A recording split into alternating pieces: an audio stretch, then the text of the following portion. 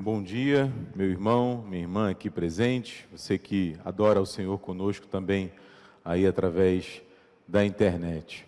Vamos abrir as nossas Bíblias, por favor, no texto dos Atos dos Apóstolos, capítulos número 16. Atos dos Apóstolos, capítulos número 16.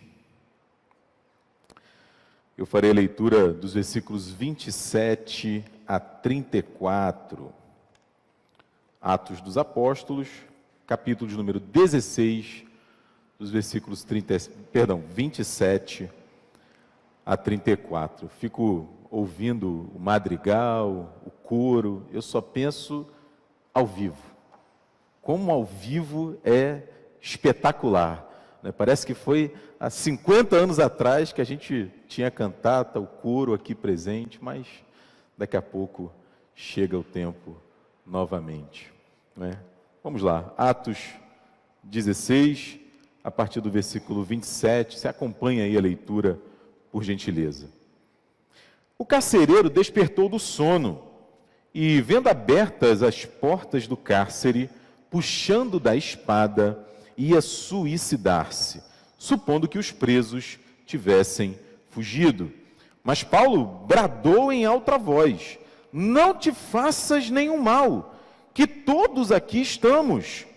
Então o carcereiro, tendo pedido uma luz, entrou precipitadamente e, trêmulo, prostrou-se diante de Paulo e de Silas. Depois, trazendo-os para fora, disse: Senhores, que devo fazer para que seja salvo? Responderam-lhe: crê no Senhor Jesus e serás salvo, tu e a tua casa. E lhe pregaram a palavra de Deus e a todos da sua casa. Naquela mesma hora da noite, cuidando deles, lavou-lhes os vergões dos açoites. A seguir, foi ele batizado e todos os seus. Então, levando-os para sua própria casa, lhes pôs à mesa e com todos os seus manifestava grande alegria por ter crido em Deus. Feche seus olhos, vamos falar com o Senhor. Pai, obrigado pela Tua palavra que nos alimenta, nos aconselha, nos exorta, nos orienta, e ela foi lida uma vez mais nesta manhã para cada um de nós. Fala ao nosso coração, Pai, ilumina a nossa mente para que a gente aprenda e aplique a Tua palavra à nossa própria vida. É a nossa oração, agradecidos, no nome de Jesus. Amém. Bom, é muito famosa, aliás, muita gente depois dele caminhou por essa vereda, por essa trilha também, mas o Nietzsche, né, o filósofo alemão ali da segunda metade do século XIX para o final, ele proclamou, escreveu sobre isso, sobre a ideia da morte de Deus. Não necessariamente da morte assim física, né? Deus deixar de respirar, existir, alguma coisa assim, mas a morte da ideia de Deus, a morte da existência de Deus e, claro, todos os efeitos decorrentes de você tirar Deus do cenário da vida humana.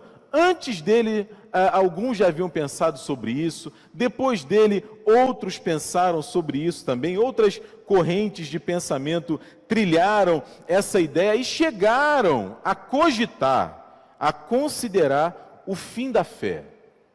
Não, vai chegar um tempo que as pessoas vão deixar de crer, não vai mais fazer sentido acreditar em algo sobrenatural, além disso que nós vemos aqui. Bom, não precisa ser nenhum cientista, nenhum filósofo, nenhum entendido para reparar que 2021 nós continuamos aqui. A gente continua a crer. A fé não morreu, mas se por um lado é bem verdade que a gente fala muito no nosso tempo sobre, por exemplo, uma Europa pós-cristã, eu me lembro muito bem do reverendo Cid, quando fez uma viagem com a Ana, trouxe fotos de igrejas abandonadas, igrejas vazias, o relato de templos religiosos que haviam sido dessacralizados, desconsagrados, viraram restaurantes, hotéis, danceterias e por aí vai. Isso é um fato e a gente tem falado muito sobre isso. Mas também, meu irmão, minha irmã, é bem verdade que cada vez mais as pessoas procuram algum tipo de transcendência, algum tipo de esoterismo, algum tipo de misticismo, algum tipo de fé que vá além de si mesmo. Por que isso acontece? É claro, porque o ser humano traz em si, intrinsecamente, a espiritualidade e a fé. Nós temos a necessidade de crer em alguma coisa, nós temos a necessidade de transcender. E a pergunta, ou as perguntas que a gente precisa fazer hoje, são as seguintes, né? A questão é, em que eu creio? Em quem eu creio? No que eu tenho depositado a minha fé e a minha esperança, a minha confiança? Porque não há dúvidas, né? Há muitas propostas no, assim, chamado mercado religioso diante de nós. Inclusive propostas mais modernas, talvez a gente possa dizer, por exemplo, proposta de fé, de transcendência na ciência. Como se a ciência fosse capaz de dar todas as respostas. Inclusive com aquele jargão muito conhecido. Não, isso foi cientificamente comprovado. Isso, ou seja, não há discussão, só tem um problema. Né? Há 50, há 100, há 3 anos atrás, a ciência dizia algumas coisas sobre determinados assuntos que hoje não diz mais. Por quê? Porque a ciência é dinâmica. Toda hora descobrimos novas coisas, novas realidades, novos conceitos. Não dá para considerá-la a fé ou a verdade absoluta, mas ainda assim tem gente que transcende ou quer transcender a ciência e o seu valor e depositar nela a sua fé. Por óbvio, meu irmão, minha irmã, que ela tem o seu valor e passa longe de mim aqui desconsiderar isso. Por outro lado, também tem gente nos nossos tempos colocando fé na riqueza, colocando fé no dinheiro, nas oportunidades que ele traz, nas possibilidades que dele podem advir, né? E eu lembrava, escrevendo essa nossa reflexão aqui, que a gente vive a era dos super ricos, não é? Imagina um indivíduo que tem uma fortuna pessoal de mais de 100 bilhões de dólares. Gente, não, trabalhou, inteligente, usou a capacidade que Deus deu, não estou questionando isso, mas é um fenômeno impressionante. Tamanho desequilíbrio que nós vemos no nosso tempo. Mas tem gente que trilha esse caminho. Outros, por exemplo, têm colocado a sua fé no prazer, a sua fé no desejo. Não, eu preciso experimentar. E deturpam completamente, destroem, por exemplo, o conceito do carpe diem, tão famoso, tão antigo na filosofia grega. O próprio apóstolo Paulo falava sobre isso. Não, comamos e bebamos, porque amanhã morreremos. Então eu tenho que viver o hoje, eu tenho que aproveitar o hoje, e bota a sua fé, a sua esperança nisso, sem contar, é claro, os mais variados ou as mais variadas propostas religiosas diante de nós. A constatação, como a gente já concluiu aqui, é que a fé não morreu. Não é? A crença, a credulidade não deixou de existir. E o que a Bíblia tem a ver com tudo isso? Ou pelo menos o texto que você leu agora de manhã, Diego, tem tudo a ver. Tem tudo a ver. Porque a Bíblia e esse texto também mostram para mim e mostram para você uma fé que faz sentido. Uma fé que nos orienta, uma fé que nos guia. Uma fé que nos ajuda a entender não apenas a nossa própria vida e as nossas próprias questões, mas também a realidade ao nosso redor, que dá sentido para a nossa história. E esse pedaço aqui específico, esse relato específico da vida do Paulo, do Silas, desse carcereiro desesperado, trêmulo, em busca de uma resposta, nos ajudam uma vez mais nessa manhã. Então, como a gente sempre faz, a gente vai dar uma olhada no texto e aí, com a graça de Deus, recolher dele algumas lições. Você está com a sua Bíblia aberta aí? Volta um pouquinho lá no texto do capítulo 15, aí do livro de Atos, que a gente vai ver o contexto que isso está acontecendo. Atos capítulo 15, versículo 36, a gente está vendo que o Paulo está na sua segunda viagem missionária. O livro dos Atos dos Apóstolos relata 3 viagens missionárias do apóstolo Paulo. Ele faz a primeira, plantando algumas igrejas, visitando alguns irmãos que haviam crido na época do Pentecostes e vai fortalecendo o pessoal. Agora ele está na segunda viagem missionária, que começa com um estresse. Começa com uma divisão, começa com uma briga, não é? Você vai ver aí até o versículo 41, a partir do 36, que o Paulo e o Barnabé, né, tem ali um entrevero sério, eles se dividem, a ponto do Barnabé ir com o João Marcos para um lado e o Paulo com o Silas e o Timóteo para o outro lado. Diz o versículo 5 que o Paulo ia fortalecendo as igrejas, animando o pessoal, ensinando, até que ele chega na cidade de Filipos. Aquela mesma Filipos que vai receber posteriormente a carta aos filipenses. E ali algumas pessoas têm um encontro com Deus, a Lídia, por exemplo, daqui a pouco a gente vai falar sobre ela, mas tem aí um lance peculiar. Uma menina, possuída de um espírito adivinhador, começa a profetizar e dizer para todo mundo na cidade: olha, esses homens que estão aí são servos do Deus Altíssimo. Só que ela não fazia só isso, não é? Ela possuía ali dons através daquele espírito que havia possuído ela. O Paulo enxerga isso e liberta aquela menina. Ou seja, a fonte de lucro dos seus senhores, porque ela era uma escrava, cessa. Os homens ficam revoltados. Fazem ali um tumulto na cidade, acusam o Paulo e o Silas, até que o Paulo e o Silas são presos, mas não apenas presos.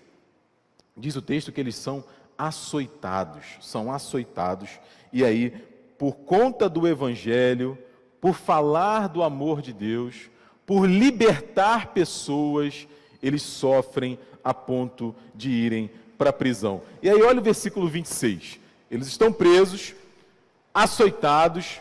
Diz o texto que nós lemos que eles tinham as marcas dos vergões no seu corpo, mas por volta da meia-noite, Paulo e Silas oravam e cantavam louvores a Deus. Sempre me impressiona esse texto. Os demais companheiros da prisão escutavam. De repente sobreveio tamanho terremoto que sacudiu os alicerces da prisão.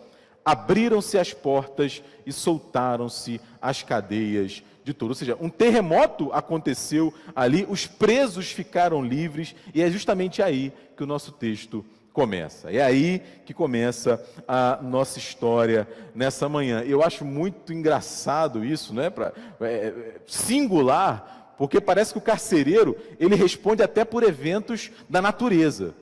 Eventos sobrenaturais. Teve um terremoto, as cadeias se quebraram, o que o homem pensa? Vou me matar, porque todo mundo vai fugir, o sangue desse pessoal vai ser cobrado de mim. Então, antes que eu morra, pelas mãos de um pretor, de um centurião, de um oficial romano, eu vou me suicidar. E aí o Paulo não faz isso. Está todo mundo aqui, ninguém fugiu, calma. E diante daquela intervenção do apóstolo Paulo e do Silas, aquele homem, meu irmão, minha irmã, ele faz a pergunta das perguntas. A pergunta que eu e você, em algum momento da nossa vida, já fizemos. A pergunta que muita gente, ainda hoje, perto de nós, continua fazendo. A pergunta que a cultura tenta responder. A pergunta que outras propostas religiosas também tentam responder, a pergunta que algumas pessoas já desesperançadas no nosso tempo, e é lamentável isso, até desistiram de fazer. Aquele homem pergunta para o Paulo e para o Silas, desesperado: em quem eu tenho que crer? O que eu devo fazer para ser salvo? Em outras palavras, ele está dizendo o seguinte: o que é maior do que eu? Aonde eu posso me agarrar para que a minha vida faça sentido? Qual é a fé que eu devo seguir? Aonde eu encontro as respostas que eu tanto procuro? Qual é a fé? Qual é a fé que faz sentido? Qual é a fé que faz sentido? Porque, meu irmão, minha irmã, nenhuma pergunta é tão urgente quanto essa. Porque é a resposta a essa pergunta que vai dar sentido para a minha vida e para a sua. Que vai dar norte, que vai orientar a nossa caminhada. Que quando o vale da sombra da morte chegar para mim e para você, e pode chegar, a gente não vai desesperar. É a resposta a essa pergunta que lança os fundamentos da nossa vida. Graças a Deus que aquele homem, ele tanto fez a pergunta certa, quanto fez para a pessoa certa. Para a pessoa certa. Esse é o texto, a resposta que ele recebe de Paulo e de Silas alcança não apenas ele, mas alcança a sua família também. Eu quero falar um pouco com vocês sobre o que a gente pode apreender a partir disso. Em primeiro lugar, são duas lições apenas, não é? Em primeiro lugar, a fé que faz sentido, ela transforma a nossa vida, porque ela traz respostas para hoje, mas traz respostas para a eternidade também. A fé que faz sentido transforma a nossa vida, essa é uma primeira lição, porque ela tem a ver com o agora, com o hoje, com o aqui, com as nossas necessidades nesse tempo, mas também responde ao nosso anseio pela eternidade. Se a gente olhar para o ministério de Jesus, a gente vai ver isso acontecendo algumas vezes. Eu destaquei duas aqui. A gente vai se lembrar, por exemplo, ali em Lucas, no capítulo 18, no versículo 18, Jesus se encontra com um rapaz que ficou conhecido como jovem rico. Ele chega para Jesus e faz essa mesma pergunta. Essa mesma pergunta que o Paulo e o Silas recebem, Jesus também recebe. Só que de uma maneira diferente. Ele chega para Jesus e fala assim: bom mestre, o que eu devo fazer para herdar a vida eterna? Para onde eu tenho que ir? Qual é a fé que faz sentido? O que eu tenho que fazer para ser salvo? Ele sabia que a fé real, ela tem implicações no presente, mas tem implicações no futuro também. Ele está preocupado com a vida eterna. Num outro momento, Jesus indaga, ele pergunta, ele questiona os seus discípulos. Ele fala assim: de que adianta um homem ganhar o mundo inteiro e perder o quê? E perder a sua alma. E a gente sabe que tem muita gente perto de nós que está aí ganhando o mundo. Está ganhando o mundo. Mas e a alma? Como fica? A conta está chegando. Como fica? Jesus questiona isso.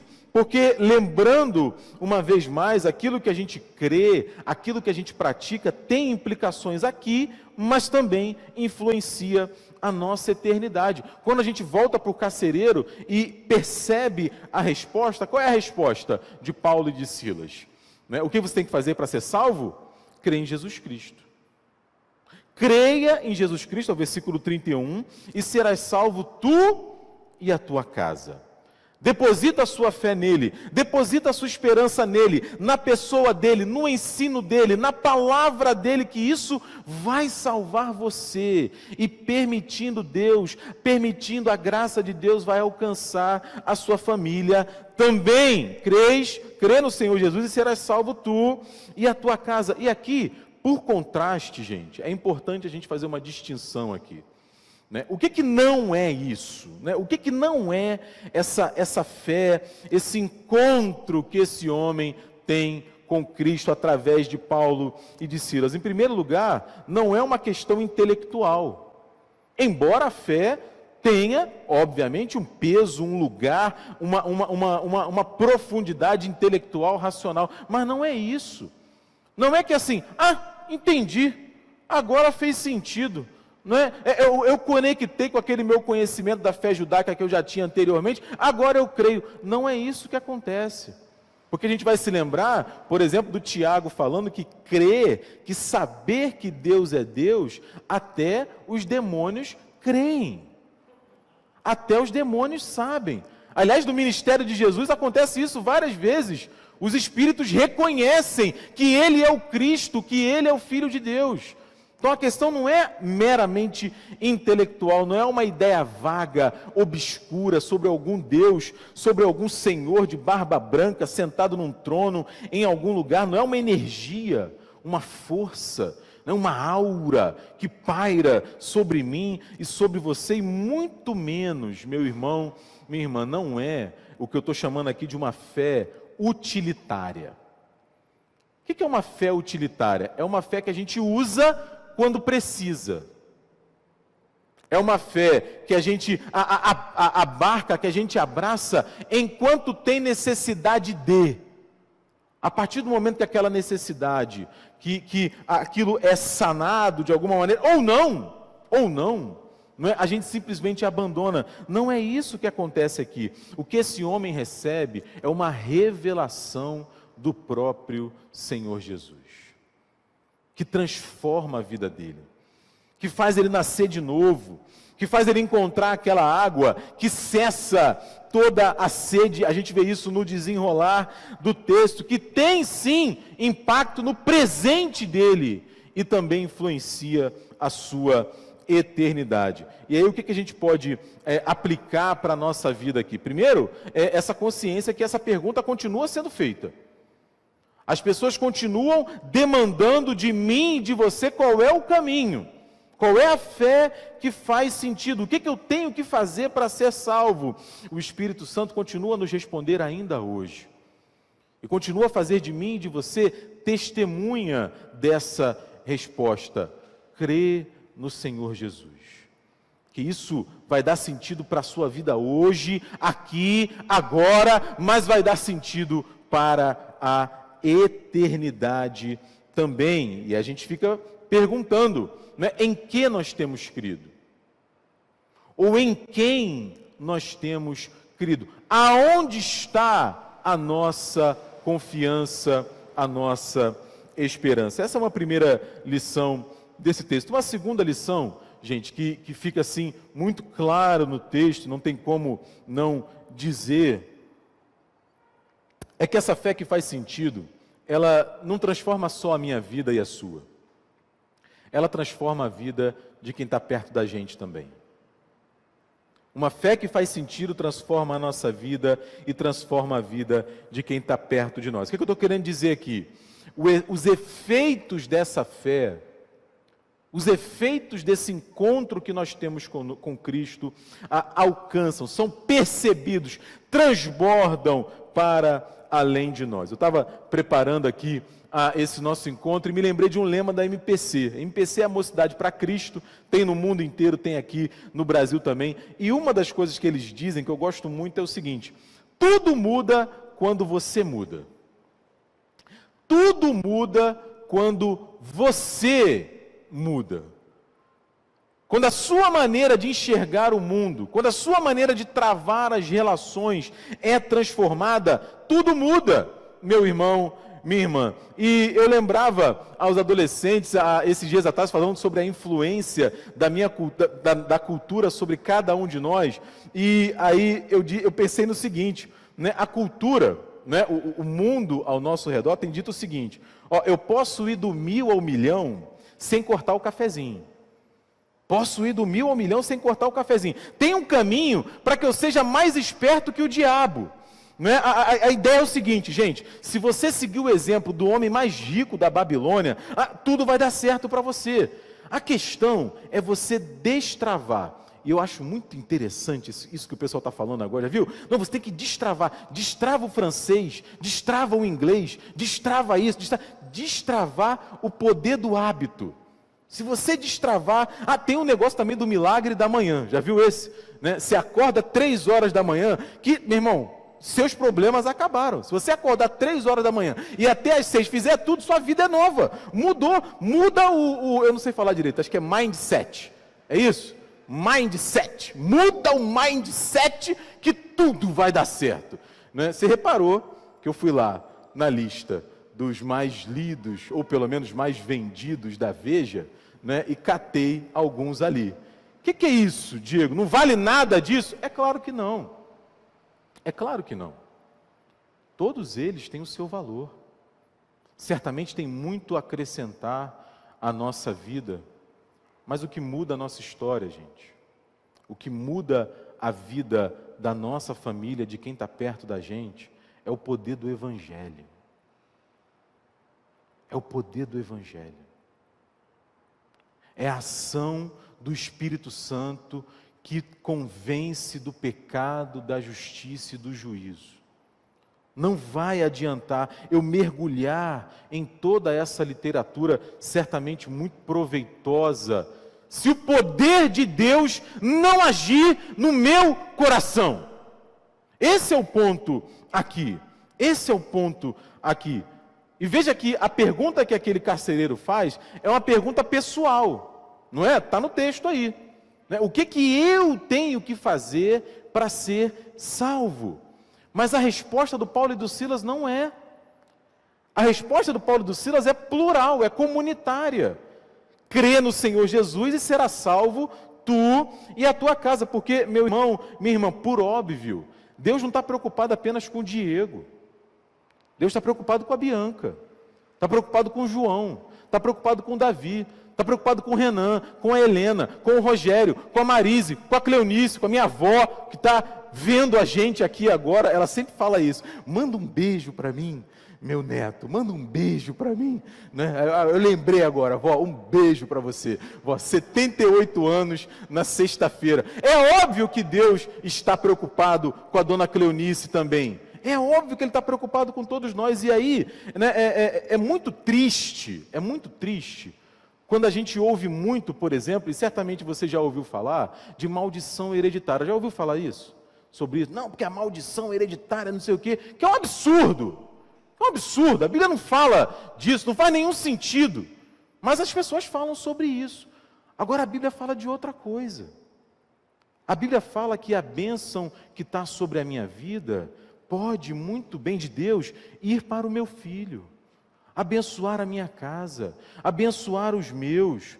Não é? E a Bíblia fala isso tanto no sentido negativo quanto no sentido positivo. Como assim, Diego? Se a gente for lá em 1 Pedro 1,18, o Pedro vai dizer assim: nós fomos resgatados do nosso fútil procedimento que os nossos pais nos legaram. Ou seja, pode ser que a herança cultural, de ideia, religiosa, que meu pai e minha mãe deixaram para mim, não é a melhor. Quando eu encontro com Jesus, eu encontro a fé que faz sentido. Deus me livra disso. E o contrário também é verdadeiro. O Josué, você vai se lembrar, numa profissão de fé, ele fala o seguinte: olha, eu não sei em relação a vocês, para o povo de Israel, mas eu e a minha casa serviremos ao Senhor. Aquele que está em Cristo é nova criatura, e essa transformação, ela influencia, toca, abençoa a nossa casa também. Tanto que é muito comum, quando alguém se converte, é encontrado por Jesus dentro de casa, né, e de repente o restante da família ainda não, acontece crise, dificuldade, problema, luta. Por quê? Porque mudou a cabeça. E isso começa a tocar a casa e os amigos também. Quando a fé em Cristo faz sentido para a nossa vida, a nossa família é tocada pela palavra de Deus também. Olha aí o versículo 32, diz que a palavra de Deus foi pregada para todos da casa do carcereiro. Quando a fé em Cristo faz sentido para a nossa vida, isso aqui é muito interessante no texto, né? A dinâmica do lar é transformada. Porque pensa comigo o seguinte, realiza agora que você está lá no ano 2045, 2033, qualquer coisa ali naquele período, e você é um carcereiro de uma prisão romana. Você é um carcereiro de uma prisão romana. Bom, eu acho que no mínimo, né, você e eu não seríamos conhecidos pela gentileza, não é? Pela docilidade, pela simpatia. Não é? No mínimo, né, nós não seríamos conhecidos por isso. Certamente devia ser um indivíduo grave, né, um indivíduo que impunha algum tipo de respeito. E aí, olha o que esse indivíduo faz, não é? Versículos 33 e 34, olha aí. Naquela mesma hora da noite, cuidando deles, é o carcereiro. Está cuidando de quem? Do Paulo e do Silas. Lavou-lhes os vergões dos açoites. Lavou-lhes os vergões dos açoites. A seguir, foi ele batizado, todos os seus. Então, levando para onde? Para onde que ele está levando os criminosos? Né? Os homens de alta periculosidade.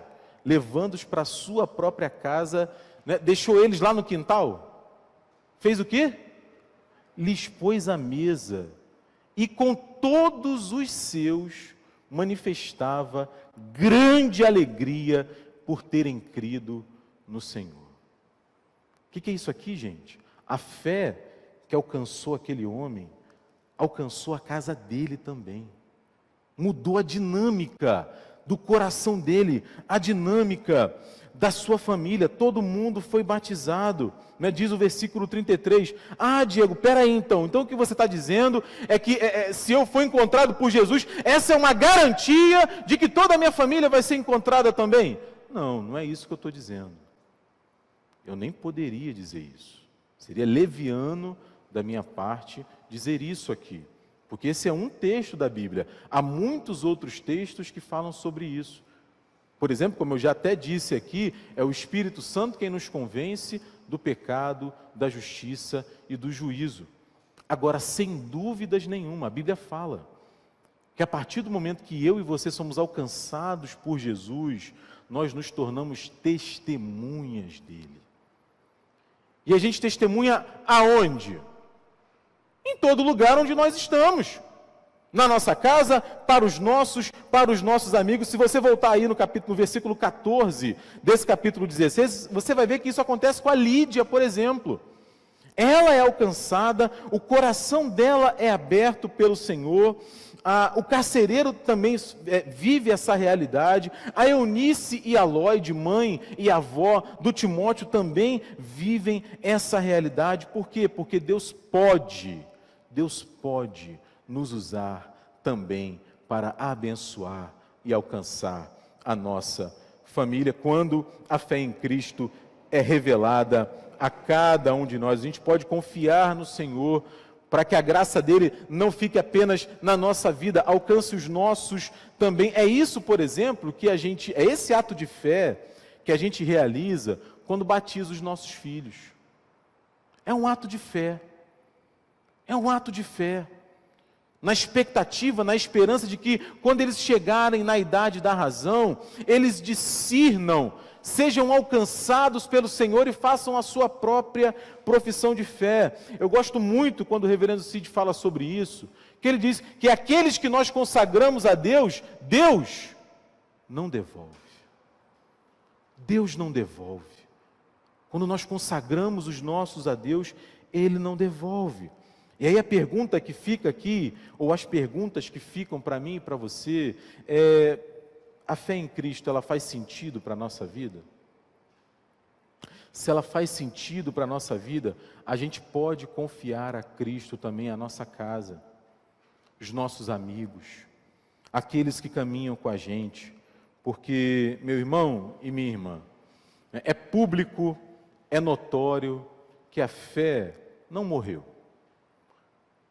A nossa necessidade de crer não deixou de existir, né? A questão é, em quem nós temos crido? Aonde temos depositado a nossa confiança? Qual é a fé que tem feito sentido para nós? E aí, o Espírito Santo do Senhor, através do Paulo, do Silas e do Lucas, que fez esse registro, continua a dizer para mim e para você: crê no Senhor Jesus. Crê no Senhor Jesus, crê no Senhor Jesus, que isso vai abençoar você hoje, aqui, agora, e vai abençoar também a sua eternidade, que já começou, e vai abençoar não apenas você, mas pode abençoar os seus também. Amém, meus irmãos? Que Deus nos abençoe.